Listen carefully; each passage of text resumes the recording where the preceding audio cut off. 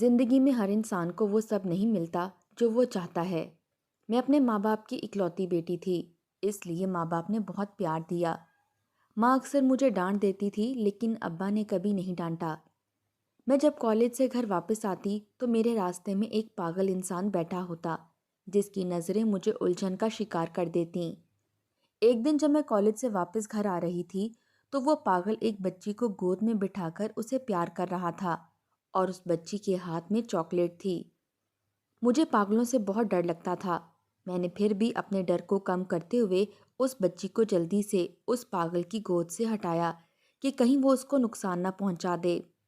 وہ پاگل میرے اس عمل پر کہکے مار کر ہنسنے لگا اور ہلکی سی سرگوشی میں پتہ نہیں اس نے ایسا کیا کہا کہ ایک پل کے لیے تو میں جہاں کھڑی تھی وہیں کھڑی رہ گئی۔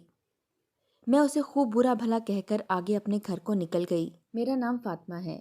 میں لاہور شہر میں رہتی ہوں۔ لاہور کے اس محلے میں ہمیں رہتے ہوئے تقریباً 20 سال ہو گئے ہیں۔ میرے ابا سرکاری ملازمت کرتے تھے اور میری امی ایک کفایت شار عورت تھیں جنہوں نے تھوڑے تھوڑے پیسے جمع کر کے میرے جہیز کی بہت سی چیزیں جمع کر لی تھیں۔ ان کی وفات کے بعد مجھے پتہ چلا کہ میری ماں میرے لیے کیا کچھ بناتی رہی ہے۔ ماں کی کمی تو کوئی پوری نہیں کر سکتا۔ میرا دل کبھی کبھی بہت خراب ہو جاتا اور میں چھپ چھپ کر روتی تھی۔ کاش میری ماں زندہ ہوتی تو ہماری فیملی پوری ہوتی۔ میں اپنے ماں باپ کی اکلوتی بیٹی تھی۔ ابا کی ایمانداری اور محنت کی وجہ سے ان کا محلے میں بڑا نام تھا۔ لوگ ان کی بہت عزت کرتے تھے۔ مجھے بھی اپنے ابا پر بہت فخر تھا۔ میں گورنمنٹ کالج میں تعلیم حاصل کر رہی تھی۔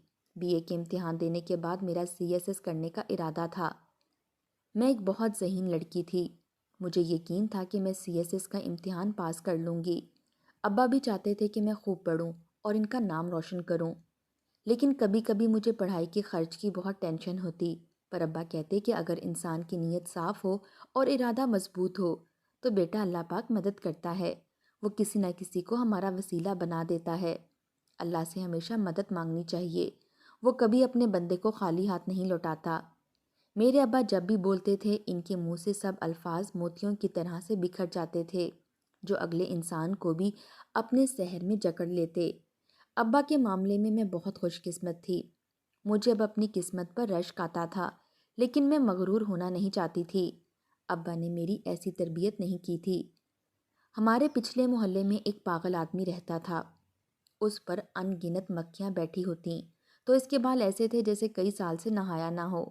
شاید سارے پاگل ایسے ہی ہوتے ہیں جنہیں خود کی کوئی خبر نہیں ہوتی، نہ خود سے گھن محسوس ہوتی ہے۔ وہ سارا وقت سڑک پر پڑا رہتا۔ لوگوں کو اس پر رحم آتا تو اس کو کھانا دے جاتے اور کچھ ویسے ہی پاس سے گزر جاتے، لیکن وہ پاگل انسان بھی بڑا عجیب تھا۔ کبھی کسی سے کچھ نہیں مانگتا تھا۔ بیٹھا ہوتا تو لوگوں کو گھورتا اور اگر لیٹ جاتا تو آسمان کو دیکھ کر ہنستا رہتا جیسے کوئی اس سے باتیں کر رہا ہو۔ کالج جاتے جاتے جو چیز مجھے پریشان کرتی تھی وہ تھا راستے میں بیٹھا ہوا وہ پاگل آدمی۔ ہر آتے جاتے انسان کو گھور کر دیکھتا تھا۔ شاید لاوارث ہے یا پھر جو رشتہ دار ہیں ان کا خون سفید ہو چکا ہے۔ کبھی کسی نے اس کی خبر نہیں لی۔ میرا دل بہت پریشان ہوتا کہ کیا اس پاگل انسان کا دنیا میں کوئی نہیں ہے۔ جب سے ہم اس محلے میں آئے ہیں، ابا بتاتے ہیں، تب سے وہ اس پاگل انسان کو اسی گلی کی نکڑ پر بیٹھا ہوا دیکھتے ہیں۔ ابا مسجد میں آتے جاتے اسے اکثر سلام کرتے، جس کا جواب وہ سر ہلا کر دیتا تو کبھی مسکرا کر دیتا ورنہ چپ ہی رہتا۔ کچھ آدمی تو اسے پتھر مار کر بھگا بھی دیتے، لیکن وہ پھر سے وہیں آ کر بیٹھ جاتا۔ اب تو اس کی ہڈیوں کا ڈھانچہ دیکھ کر یہی لگتا تھا کہ آج نہیں تو کل وہ مالک حقیقی کو جا ملے گا۔ پھٹے پرانے کپڑے جن کی بدبو دور تک آتی تھی، پیلے دانت، بالوں میں جیسے کسی نے مٹھی بھر کر مٹی ڈالی ہو، گندا جسم اور اس کا مکمل حلیہ دیکھ کر ہی مجھے متلی آنے لگتی۔ ایک دن مجھے زبیدہ خالہ نے اس پاگل کے بہت قصے سنائے۔ ایک بات جو بڑے مزے کی ہے، وہ ہر محلے میں ایک خالہ ہوتی ہیں، اسے پورے محلے کی خبریں ہوتی ہیں۔ اسی طرح ہمارے محلے میں بھی زبیدہ خالہ رہتی تھیں۔ ان کو میں بچپن سے ہی دیکھتی آ رہی تھی۔ وہ جیسی تھیں آج بھی ویسے ہی ہیں۔ انہوں نے بتایا تھا وہ پہلے کسی سٹیج ڈرامے بنانے والوں کے ساتھ کام کرتا تھا۔ اس کے گھر میں خواتین آتی جاتیں، جن کا لباس نہایت ہی معیوب تھا۔ اس کی بیوی بھی تھی جو کم ہی گھر میں ٹکتی تھی۔ اس کا لباس بھی مغربی ہی تھا، برہنہ جسم کی نمائش کرتی تھی۔ پھر رات بھر اس کے گھر سے ناچنے کی آوازیں آتی رہتیں۔ اسے اپنی آخرت کا کوئی خیال نہیں تھا۔ خود تو گنہگار تھا ہی، ساتھ ہی ہماری نیند بھی خراب کرتا تھا۔ کوئی بھی فرد اسے اچھا نہیں سمجھتا تھا۔ محلے والے سمجھانے کی بہت کوشش کرتے، آگے سے یہ کہہ کر جھگڑ پڑتا کہ گھر اس کی اپنی ملکیت ہے، وہ جو چاہے کرے گا۔ دو گارڈ بھی گھر کے باہر پیرے پر کھڑے رہتے۔ دونوں میاں بیوی ایک جیسے تھے۔ پیسہ تو جیسے ان کے لیے درختوں پر لگتا تھا۔ ان کے تعلقات کی وجہ سے محلے والے بھی ڈر جاتے، دل میں ہی کوستے رہتے۔ کبھی کسی کی اتنی ہمت نہیں ہوئی تھی کہ اسے گریبان سے پکڑ سکے۔ میں نے خالہ کی باتوں سے اندازہ لگایا کہ اس نے ساری جوانی عیش و عشرت میں گزاری ہے۔ شاید وہ ہوس پرست انسان تھا، تبھی تو رات کو نئی نئی لڑکیاں گھر لاتا تھا۔ میں نے اس پاگل کے بارے میں خالہ سے اور معلومات لینے کا سوچا۔ وہ آج موڈ میں تھیں، شاید ان کی بہو اور بیٹا کہیں گئے ہوئے تھے، ورنہ وہ کم ہی گھر سے باہر نکلتی تھیں۔ ان کی اپنی بہو سے بالکل نہیں بنتی تھی۔ پھر ایسا کیا ہوا جو یہ آدمی اس حالت کو پہنچ گیا؟ میرے سوال پر خالہ نے کہا، جیسے اوپر والے کا نظام ہے وہی سب بہتر جانتا ہے۔ خالہ نے پھر بتانا شروع کیا۔ کچھ لوگ اس کے گھر آئے، توڑ پھوڑ کر کے چلے گئے۔ محلے میں سے کوئی نہیں گیا، کیونکہ سب کو یہی لگا کہ کسی نے تنگ آ کر یہ کام کروایا ہے۔ محلے والے بہت خوش تھے۔ وہ اگلے دن سدھرنے کی بجائے شراب کی بوتلیں لا کر پارٹیاں کرنے لگا۔ میرے دل نے کہا، تبھی تو اس کا یہ انجام ہوا ہے۔ آہستہ آہستہ وہ ٹی وی میں بھی آنے لگا۔ اس گھر کو تالا لگا کر وہ مہنگے علاقے میں چلا گیا۔ بیوی بھی ساتھ ہی چلی گئی۔ اس کے بعد خبر ملی کہ اس نے ٹی وی پر آنے سے منع کر دیا اور بیوی کو طلاق دے دی۔ اس کی بیوی اچھی عورت نہیں تھی۔ پھر واپس آ کر اپنے پرانے مکان میں رہنے لگا۔ کچھ عرصے تک وہ گھر میں بند رہا، پھر کہکے لگانے لگا۔ کبھی اونچا اونچا روتا تھا۔ اس کے پاگل ہوتے ہی اس کے رشتہ داروں نے اس کا گھر بیچ دیا۔ اب دیکھ لو اس کی حالت۔ اللہ بچائے ہمیں برے کاموں سے بیٹا۔ انسان کے برے اعمال نہ اسے دنیا میں سکون لینے دیتے ہیں اور نہ ہی قبر میں۔ خالہ جا چکی تھیں کہ انہوں نے ہانڈی پکانی ہے۔ میں بھی خالہ کے جانے کے بعد ابا کے لیے کھانا بنانے لگی۔ میرا ذہن خالہ کی باتوں کی طرف ہی الجھا ہوا تھا۔ ابا آئے تو ہم دونوں نے مل کر کھانا کھایا، پھر وہ نماز ادا کرنے چلے گئے۔ ابا اور میں گھر میں اکیلے ہی ہوتے تھے۔ اماں 2 سال قبل ہی ٹی بی کی مرض کی وجہ سے جان کی بازی ہار گئی تھیں۔ جب وہ زندہ تھیں تب بھی وہ کوئی اچھی چیز بنانے پر اس پاگل انسان کے لیے ضرور نکالتی تھیں۔ کہتی تھیں، بیچارے کا پیٹ بھر جائے گا تو دعائیں دے گا۔ ابا کے آنے کے بعد میں رات کو صحن میں چارپائی پر لیٹتے ہی سو گئی۔ وہ پاگل انسان دماغ سے نکل گیا تھا۔ اگلے دن ابا کے ساتھ کالج جاتے ہوئے میں نے دیکھا کوئی آدمی پاگل کو ناشتہ دے رہا تھا۔ اکثر ایسا ہی ہوتا، محلے کے لوگ ہمدردی میں اسے کھانا دے جاتے۔ اگر کوئی نیاز وغیرہ کرتے تب یہ اسے لازمی دے جاتے۔ ابا، یہ پاگل انسان اپنے کیے کی سزا ہی بھگت رہا ہے، پھر بھی لوگ اسے ہمدردی میں کھانا دے جاتے ہیں۔ میری بات پر ابا نے تحمل سے سمجھایا، بیٹا کھانا دینے والا انسان کون ہوتا ہے؟ یہ تو اس رب کا وعدہ ہے کہ اس نے ہمارے حصے کا رزق ہم تک کسی نہ کسی ذریعے پہنچا دینا ہے، اور اس کے اعمال کا علم بھی اللہ ہی کو ہے۔ ہم انسان صرف کسی کا ظاہر دیکھ کر اپنے رویے قائم کرتے ہیں، جبکہ جو اوپر والا ہے وہ ہمارا اندر دیکھتا ہے۔ میرے بچے، ابا میرے سیدھے سے انسان تھے۔ میں بھی ابا کے سامنے چپ ہو گئی۔ کالج سے واپسی پر میں نے دیکھا کہ کچھ بچے اسے پتھر مار کر ہنس رہے تھے۔ اگر زبیدہ خالہ نے میرے کانوں میں اس کے ماضی کے قصے نہ ڈالے ہوتے تو میں ضرور ہمدردی دکھاتی، لیکن اب مجھے اس سے کوئی ہمدردی نہیں تھی۔ زبیدہ خالہ کا کہنا تھا کہ وہ ایک برا انسان ہے، اس سے دور رہنا ہی بہتر ہے۔ وقت گزرتا رہا، وہ پاگل اب بھی گلی کی نکڑ پر بیٹھا رہتا اور ہر آتے جاتے کو گھورتا رہتا۔ پھر ایک دن اچانک خبر اڑی کہ زبیدہ خالہ کی بہو اور بیٹے نے گھر بیچ دیا ہے۔ وہ لوگ ماڈل ٹاؤن شفٹ ہو رہے ہیں۔ میاں بیوی دونوں کماتے تھے۔ بہو کے آتے ہی زبیدہ خالہ کی گھر میں کوئی اہمیت نہیں رہی تھی، تو انہوں نے خالہ کو خبر نہ ہونے دی اور مکان بیچ ڈالا۔ پتہ تو تب لگا جب وہ سامان پیک کر کے جانے لگے تھے۔ ان کا بیٹا اب سارے فیصلے اپنی بیگم سے ہی پوچھ کر کرتا تھا، اس لیے خالہ کو مکان بیچنے والی بات میں شامل ہی نہیں کیا گیا۔ زبیدہ خالہ سینہ پیٹتی رہ گئیں، اپنی بہو کو کوسنے میں مصروف تھیں۔ میں 2 گھڑی ان کے پاس کھڑی ہوتی، انہیں دلاسا دیتی رہی اور پھر اپنے گھر لوٹ آئی۔ مجھے خالہ کے لیے برا لگا، بیچاری نے اپنی جوانی یہیں گزار دی۔ ان کی اس گھر سے یادیں جڑی تھیں، پتہ نہیں کیسے انہوں نے اپنے دور میں تنکا تنکا کر کے گھر بنایا ہوگا۔ خالہ کا رونا کسی کام نہ آیا، آخر انہیں اپنے بیٹے کے ساتھ ماڈل ٹاؤن شفٹ ہونا ہی پڑا۔ محلے کی عورتوں کی ساری ہمدردیاں ان کے ساتھ تھیں۔ میں نے ابا کو کہا کہ آپ ان کے بیٹے کو سمجھائیں، تو وہ مجھے کہنے لگے، اب ان کے بیٹے کا وقت ہے، اس کی خواہشات ہیں، ہر انسان اپنی ہی خواہشات پوری کرنا چاہتا ہے، بیٹا ہمیں کسی کے ذاتی معاملات میں بولنا نہیں چاہیے۔ میں بھی ابا کی بات سمجھ کر خاموش ہو گئی۔ ابا کی باتیں بہت گہری ہوتی تھیں۔ واقعی ہر انسان کا وقت ہوتا ہے جب وہ اپنی خواہشات کی تکمیل میں لگ جاتا ہے۔ میرا دماغ پھر اس پاگل انسان کی طرف چلا گیا۔ ایک وقت تھا جب بیوی، دوست اور شہرت سب اس کے پاس تھے، اور اب اسے کوئی پلٹ کر بھی نہیں دیکھتا۔ اکثر تو اسے مردہ سمجھ کر بیٹھے ہوں گے۔ میں زبیدہ خالہ کو صرف خالہ کہتی ہی نہیں تھی بلکہ مانتی بھی تھی۔ مجھے کوئی مسئلہ ہوتا جو ابا سے کہنے میں جھجک محسوس ہوتی، خالہ سے شیئر کر لیتی۔ ان کے جانے کے بعد مشکل سے ہی وقت گزرتا تھا۔ خالہ کا مکان کسی نیو فیملی نے لے لیا تھا۔ ابا کو وہ لوگ اچھے لگے تھے۔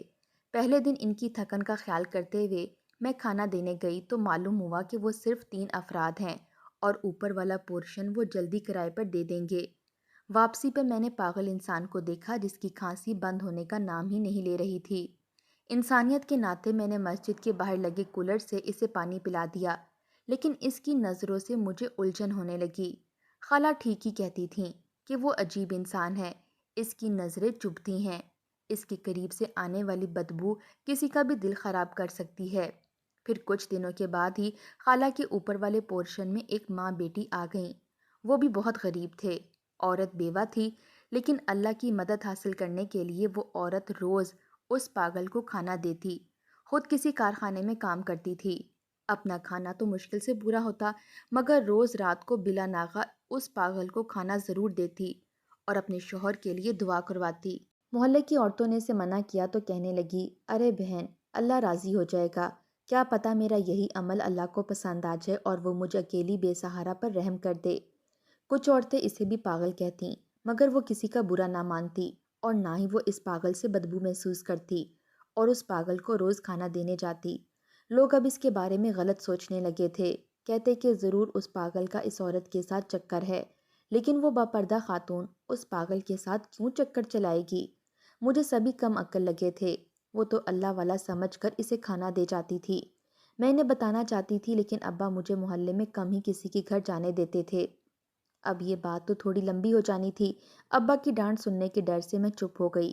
پھر ایک روز معلوم ہوا کہ محلے والوں نے عورت کو گھر سے نکلنے کا کہا ہے کہ وہ کہیں دوسری جگہ جا کر رہے، مگر اب مزید ان کے محلے میں نہیں رہے گی۔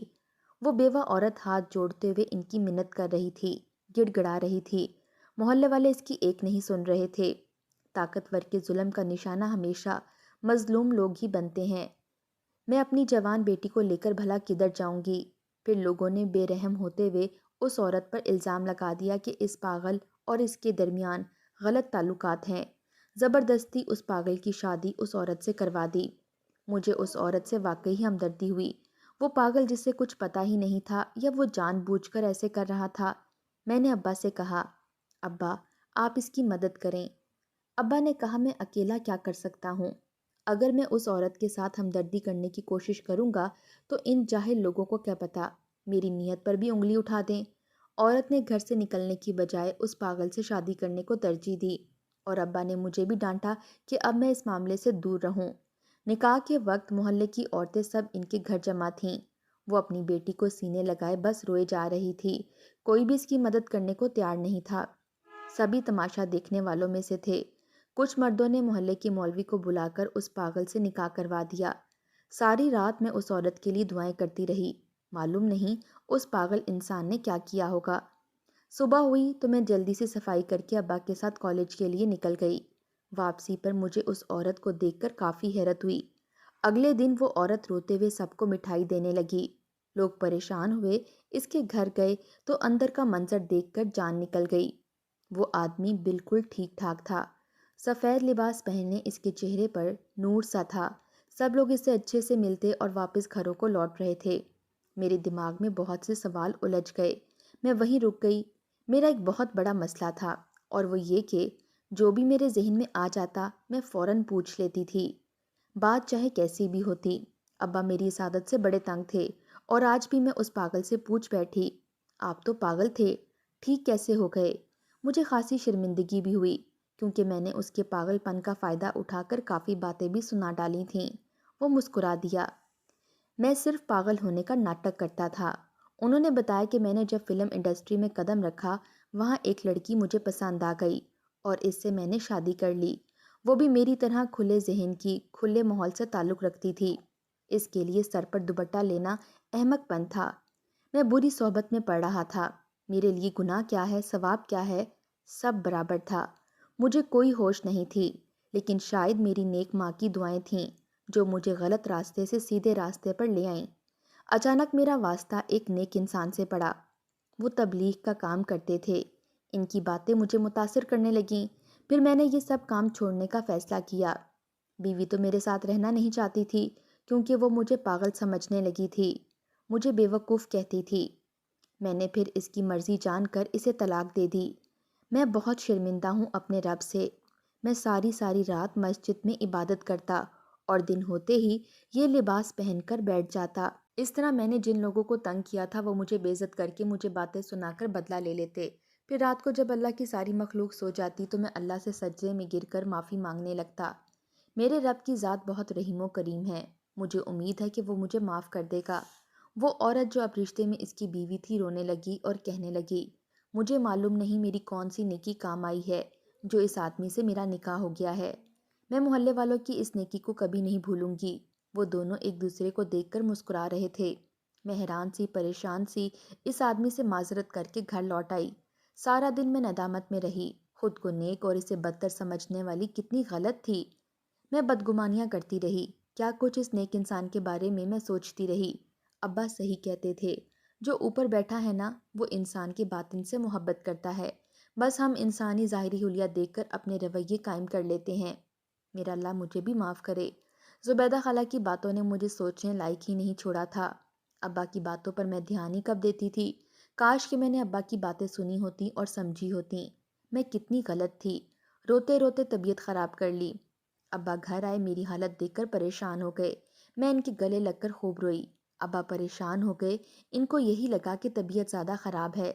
एक माँ भी सर पर नहीं है। अब्बा मुझे कहने लगे, बेटा मैं डॉक्टर के पास ले जाता हूँ।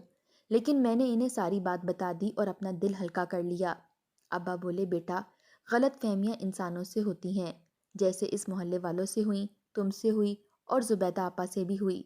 इंसान के अमाल अच्छे हों या बुरे, इसका जवाब भी सिर्फ वो अपने रब के आगे ही देता है। हमें कोई हक नहीं कि हम इससे बदला लें, इसे बुरा भला कहें। क्या मालूम अल्लाह को कितना बुरा लगे। मैं शर्मिंदगी से सर झुकाकर रह गई। तोहमत भी तो लगाई थी कि वो एक बुरा इंसान था। मैं इससे फिर माफ़ी मांगना चाहती थी। अब्बा भी राज़ी हो गए। कुछ फ्रूट लेकर हम इनके घर चले गए। रात गए वापस आए। मेरी माफ़ी मांगने पर उन्होंने मुझे माफ़ कर दिया और मुझे ढेर सारी दुआएं दीं।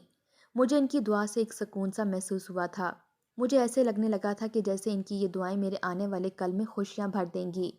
मैं अब अंदर से मुतमईन हो गई थी और सच्चे दिल से अल्लाह ताला से तौबा की थी कि दोबारा मैं कभी किसी इंसान की ज़ाहिरी हालत देखकर या किसी की बातों में आकर कभी कुछ गलत नहीं सोचूंगी। मोहल्ले में अब इनकी इज्जत थी। एक दिन वो था जब लोग इन्हें पत्थर मारते थे, और एक आज का दिन है जहाँ सब लोग और सब मोहल्ले वाले इनसे और इनकी बीवी से माफ़िया मांग रहे थे।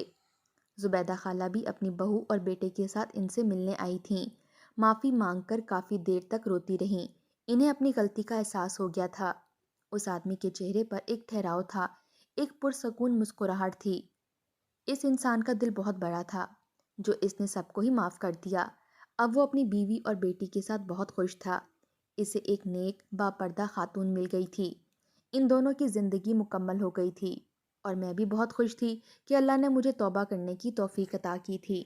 ये भी अल्लाह का शुक्र है जिसने ज़िंदगी में ही इंसान के लिए तौबा का रास्ता खोला। आज मैं अपने घर में खुश हूँ। जिससे मेरी शादी हुई वो भी मेरे अब्बा की तरह बहुत अच्छा इंसान है, और उस पागल को आज भी याद करती हूँ तो सोचती हूँ, वो इंसान कितना खुशकिस्मत था جس کی توبہ اللہ نے قبول کی اور اسے معافی کی توفیق عطا فرمائی، جس نے سب گناہ کے کام ترک کر دیے۔ اللہ ہم سب کو بھی توفیق عطا فرمائے، آمین۔